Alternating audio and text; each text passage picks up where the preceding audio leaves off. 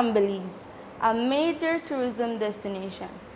Being a developing country filled with social, environmental, and economic issues that are often treated separately, I want to show how we need to view all our issues in three paradigms, three perspectives, and not just one lens. In our fight for a healthy environment, we often forget people. Bountiful fish stock and healthy reef. Mangroves and seagrass systems affect our families, culture, and overall livelihood. Look at the legendary Mr. Jack. I've been fishing these grounds for several years, ever since I was a little boy with my father, and the changes I have seen over the years are astonishing. The fish I catch now are smaller, less plentiful than when I was younger. It's only been a few years since scientists start listening to fisher folks start realizing that the most valuable information is held and understood by us.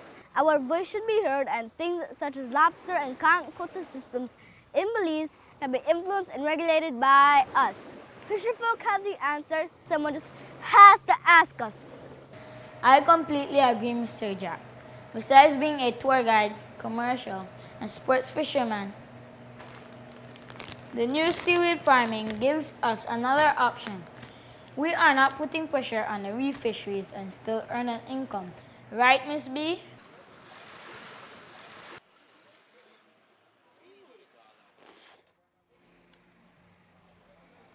Day in, day out, I see fishers hustling for their lives to feed their family and pay the bills. More and more, I see respect for lobsters and conch quota systems and watch old salty dog learn new tricks. Now, if only we could get policymakers, politicians, and all the big people now to embrace change and be risk takers.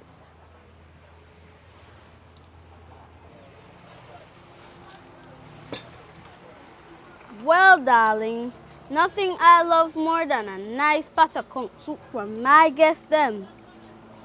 If we don't take care of our resources, then we can't expect to be enjoying all this. You feel me, darling? You see, I am filled with wonderful people who strive to sustain my resources and culture. Now let's look at the main ingredient, the environment. A key area in sustainability in the fight to protect and market our resources is tourism. We understand that tourism is a huge income earner for Belize. So let's open our eyes and examine the importance of tourism to Belize.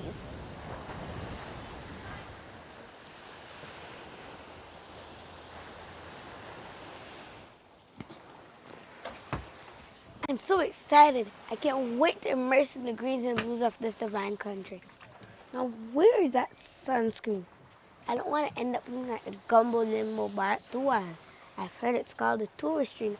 Wait, why did they clear all the lovely mangroves over there? Well, you know, in order for development to happen, some mangroves just need to go. What about all the species that depend on these ecosystems? What happens when there's a big hurricane?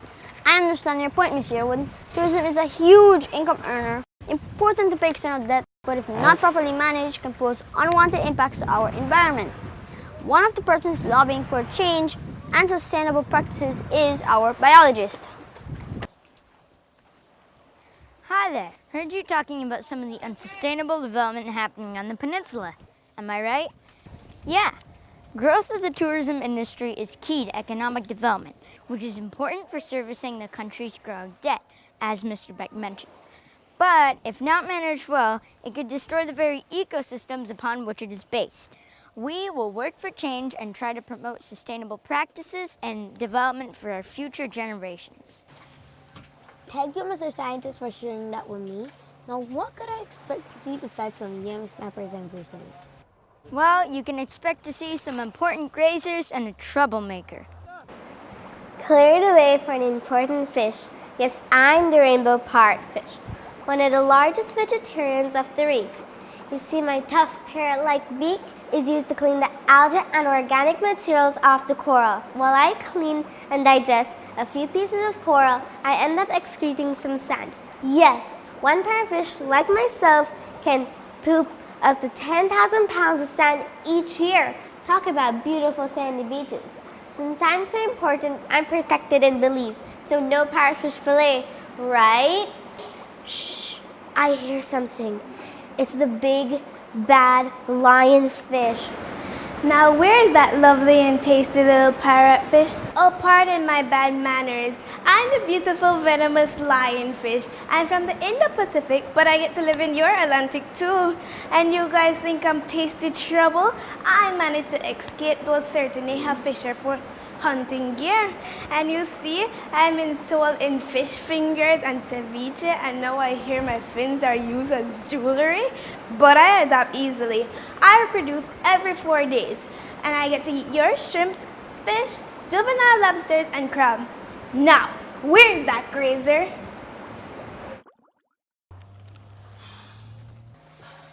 Wow, what was that?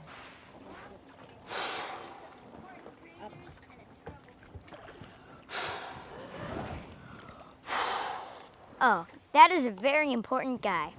Yes, that's me, Mr. Important. Even though I've been killed a lot by speeding boaters, my home has been destroyed by the destruction of mangroves and coastal habitats. Not to mention my food. My food has been sucked up by greedy dredgers just to create huge boat canals. Sad to say, even hunted. Yes, I am hunted. Folks, give me a break. All these pressures have me now endangered. But yes, I am Mr. Important. If you have not realized, I am the only herbivorous mammal in our waterways, eating up to 9% of my body weight daily, constantly excreting and constantly providing food and nourishment for small fishes and crustaceans. No wonder they taste so yummy. Now you should thank me and ensure that you protect me.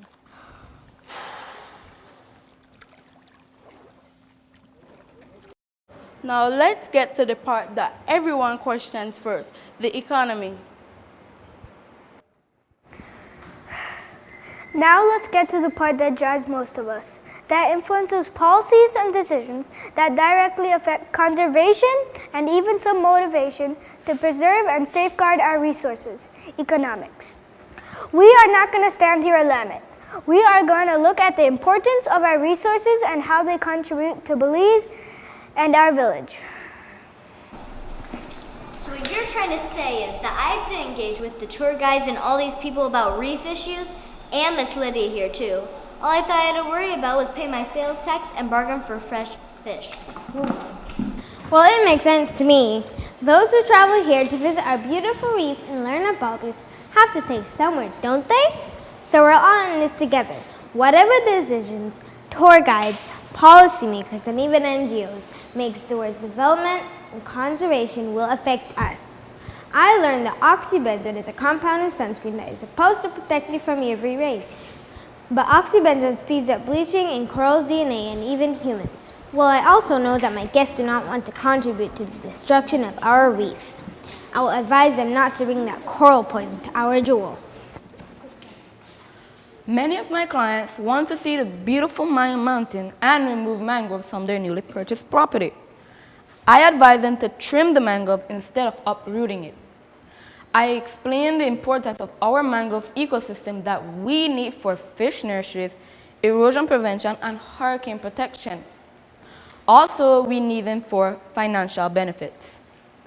Why do we need a seawall when we have mangroves?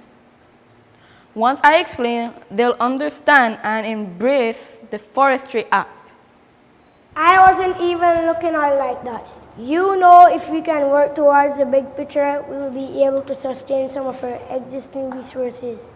As a fisherman, I've learned to respect the things our conservationist lobbies and talk about, like conch and lobster season and quotas, because I understand not to be so short-sighted.